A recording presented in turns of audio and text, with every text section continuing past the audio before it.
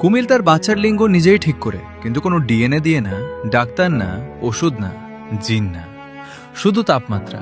ডিমের ভেতরে যখন শিশু কুমির তৈরি হচ্ছে, তখন বাইরের মাটির উষ্ণতায় সিদ্ধান্ত নিচ্ছে সে ছেলে হবে না মেয়ে। আফ্রিকার নীলনদের তীরে একটি মা কুমির তার ডিম বালির নিচে পুঁতে রেখেছে। সে সেখান থেকে চলে যায় না, সে পাহারা দেয়, কারণ সে জানে এই মাটির তাপমাত্রাই তার সন্তানের ভবিষ্যৎ ঠিক করবে। যদি তাপমাত্রা থাকে প্রায় 30 থেকে 32 ডিগ্রি সেলসিয়াস, তাহলে বেশি জন্ম নেয় মেয়ে কুমির।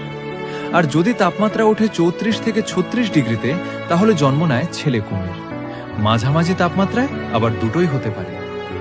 এই পুরো প্রক্রিয়ার নাম টেম্পারেচার ডিপেন্ডেন্ট সেক্স ডিটারমিনেশন, সংক্ষেপে টিএসডি। ডিমের ভেতরে নির্দিষ্ট তাপমাত্রায় কিছু বিশেষ এনজাইম সক্রিয় হয়, যেগুলো ঠিক করে ভ্রূণের শরীরে কোন ধরনের যৌন গ্রন্থি তৈরি হবে। সবচেয়ে অবাক করা বিষয় হলো, কুমিরের কোনো সেক্স ক্রোমোজোমই নেই। মানে মানুষের মতো এক্স এক্স বা এক্স ওয়াই সিস্টেম এখানে কাজ করে না। প্রকৃতি এখানে সম্পূর্ণ অন্য নিয়মে চলে। কিন্তু এখন একটা বড় সমস্যা দেখা দিচ্ছে। পৃথিবীর তাপমাত্রা বাড়ছে। জলবায়ু পরিবর্তনের কারণে অনেক কুমিরের বাসা আগের চেয়ে বেশি গরম হয়ে যাচ্ছে। গবেষকরা দেখছেন কিছু এলাকায় শুধু ছেলে কুমির বেশি জন্ম নিচ্ছে। আর যদি ভবিষ্যতে মেয়ে কুমির কমে যায়, তাহলে পুরো প্রজাতিই বিপদের মুখে পড়তে পারে।